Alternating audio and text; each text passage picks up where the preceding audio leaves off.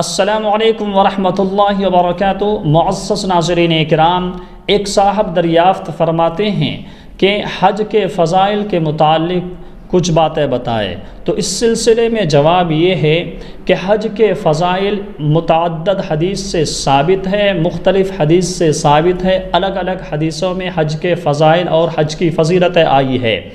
چنانچہ اللہ کے رسول صلی اللہ علیہ وسلم ارشاد فرماتے ہیں،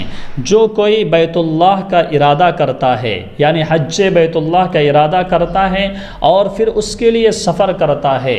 تو سواری کے جتنے قدم ہوتے ہیں، ہر قدم کے بدلے اللہ تبارک و تعالی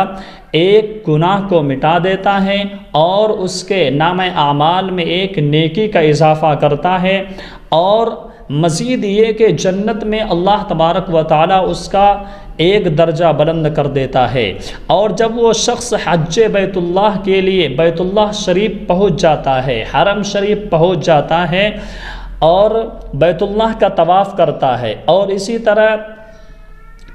صفا مروہ کی سعی کرتا ہے، پھر اپنے بال کو منڈواتا ہے یا کترواتا ہے، تو گناہوں سے وہ شخص اس طرح پاک و صاف ہو جاتا ہے جیسا کہ وہ آج ہی اپنے ماں کے پیٹ سے پیدا ہوا ہو، یعنی جس طرح ماں کے پیٹ سے پیدا ہو جانے کے بعد بچہ بالکل معصوم، بالکل گناہوں سے پاک و صاف ہوتا ہے، اسی طرح حاجی یعنی حج کرنے والا حج کرنے کے بعد گناہوں سے پاک و صاف ہو جاتا ہے۔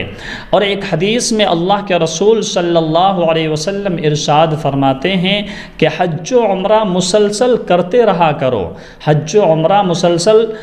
اور ریگولر کرتے رہا کرو، کیونکہ حج و عمرہ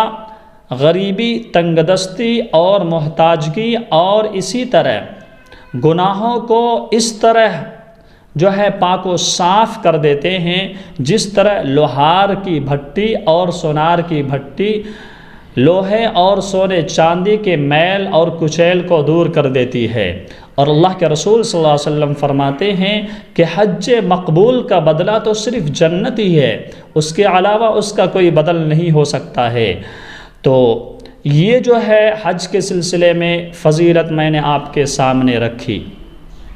اللہ ہم سب کو حج کی توفیق اور بیت اللہ شریف اور روضہ رسول صلی اللہ علیہ وسلم کی زیارت کی توفیق مرحمت فرمائے۔